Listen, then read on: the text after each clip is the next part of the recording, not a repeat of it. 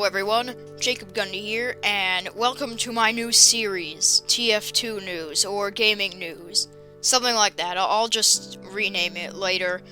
But anyways, sorry I have not been uploading for the past few days. I was on vacation somewhere, but, let's get right into the video, I guess.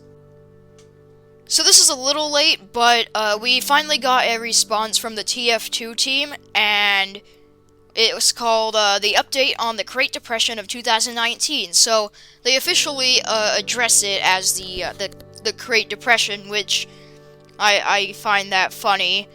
And their only liked tweet says that the whole situation was very unusual, so that's pretty funny. But let's read it. They were actually really humble with this one. It was posted on August 2nd, 2019. On the evening of Thursday, July 25th, a bug was introduced that allowed some older crates to grant an unusual hat on every opening. We fixed the bug the following morning and decided to trade lock the hats from the bugged crates while we evaluated the situation. So, they said that when they fixed the bug, as in they trade-locked the hats, they didn't really fix it, so I think they could have worded that differently. But let's go on to the next paragraph. Over the past week, we have been discussing ways to address the situation with the goal of minimizing the impact on the TF2 community as a whole, while preserving the experience of customers who had simply opened a crate, made a trade, or purchased from the market on the 25th, unaware that a bug produced their item. So, as you just read, they've been working on ways to fix the problem while trying to upset the least people that they can. So, they acknowledged that some people were unaware that a bug had made their item and that the item wasn't really supposed to be there. During our investigation, we discovered that a small number of accounts acquired these hats, and a smaller portion of those accounts acquired an exceedingly large number of them. Based on this, we've decided that if you currently own one of these unusual hats, the first one added to your account will be made tradable. Any other unusual that you have received due to the bug will remain permanently trade-locked. If you decide that you would rather not have these trade-locked hats on your account, you may instead elect a full refund on any number of them.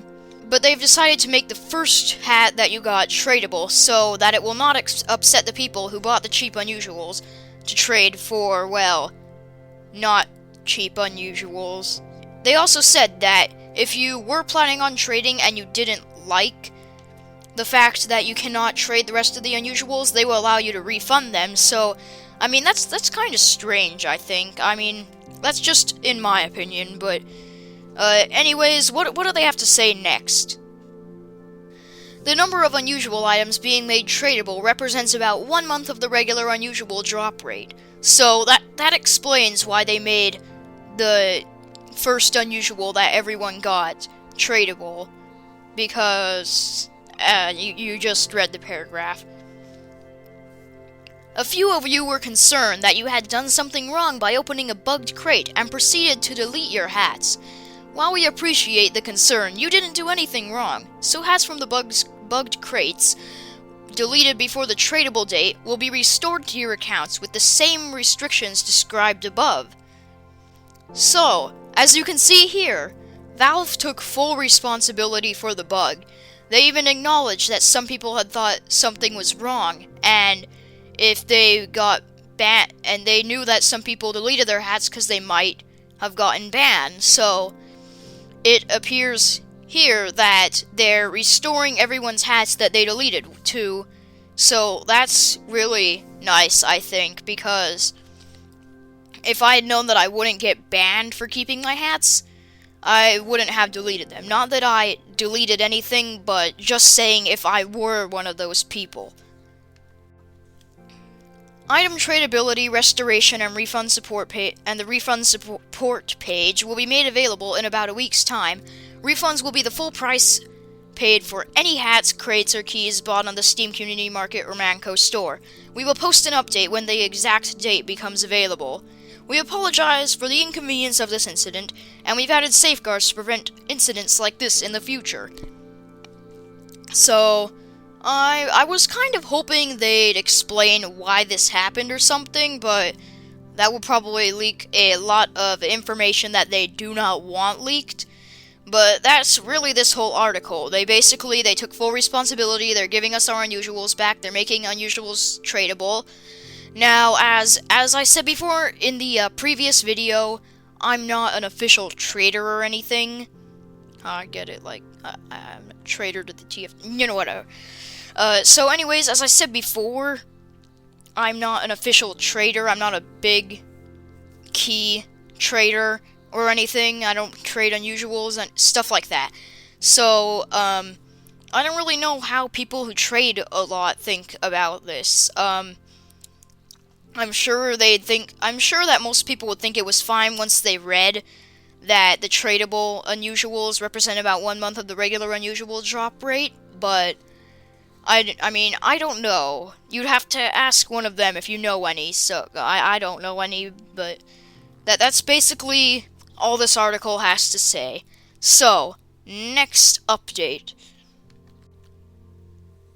Next, we have the Observer. So it's basically a spy loadout consisting of the new hat, the Shutterbug, the Camera Beard, and the upgrade, painted an extraordinary abundance of tinge. So it all originated by a Reddit user called Sir Yolk, and he's posted a bunch of screenshots of 3 spies wearing the loadout that I mentioned earlier and holding tape recorders.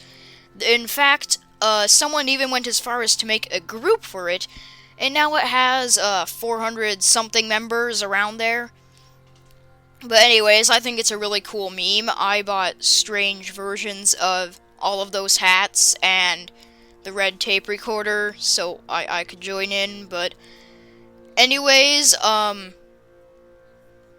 it's a pretty popular meme now, and it's grown since the first time it was posted. And yeah, that's about it. So anyways, I want to thank every one of you for watching this video, and if you enjoyed it, please do leave a like, comment, and check out some of my other videos. Maybe consider subscribing.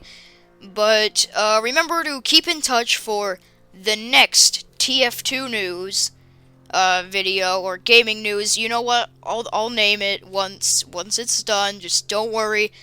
But anyways, this is Jacob Gundy, and have a nice basic day. Basically, goodbye.